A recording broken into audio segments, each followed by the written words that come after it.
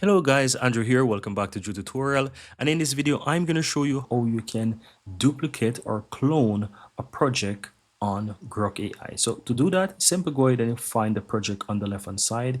If you click the three dots on the right hand side, you won't find this option. And so you have to click and open the project.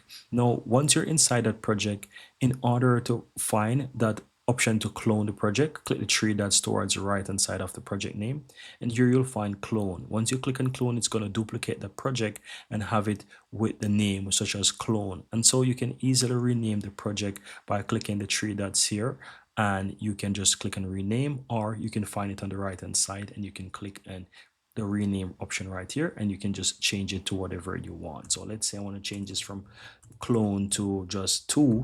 I can do that and then click this check mark right here that says save, and it's going to rename it for you.